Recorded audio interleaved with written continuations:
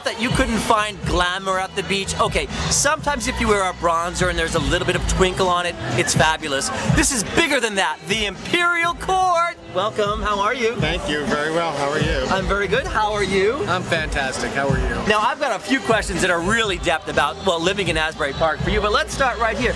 What brought you out and how do you decide what you're going to wear to an event at the beach when you're representing the Imperial Court? All I thought about was jewelry, glamour, big flowers, big hair. That's what I thought about. Now this event runs for 3 days. Is this going to be your look for the whole weekend, or might we see you in a rhinestone bikini with some brooches tomorrow? Oh, an absolute two-piece rhinestone bikini with brooches all over the place.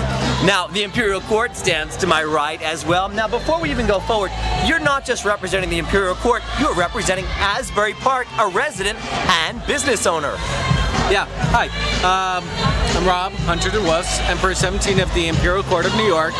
The Imperial Court, we're a fundraising organization. We have 70 courts across North America, including Canada and Mexico. So I do live here in Asbury Park, I own a couple of clubs here, and it's just a thrill to be here for Road Trip 7. Now what was Road Trip first? Like I remember Road Trip 2, we had Ultra Nate and Junior Vasquez. We've got Zuckerman coming into town, Lori Michaels. How would you describe how this event has evolved? Well, it's funny because I was actually one of the originators of Road Trip. We started it 8 years ago, and the first we sat down, there was actually about 5 of us, we were having a few beers, and that's when a lot of the gay community was coming back to Asbury Park, and we said, well, let's promote the town a little bit more. And the first time we had Road Trip, it was actually with Cyndi Lauper, and it was a one-night event at Paradise, which is a club here in Asbury Park, and it was a huge success. And then the following year we said, let's expand and really expand on how the gay community can contribute to the Asbury Park community. So our mission statement for Road Trip is actually, which is the Asbury Park Marketing Fund, is to promote tourism, entrepreneurship, and homeownership to the gay and lesbian community outside of Asbury Park to increase our numbers here. And might I add, it was so easy to get here from New York City.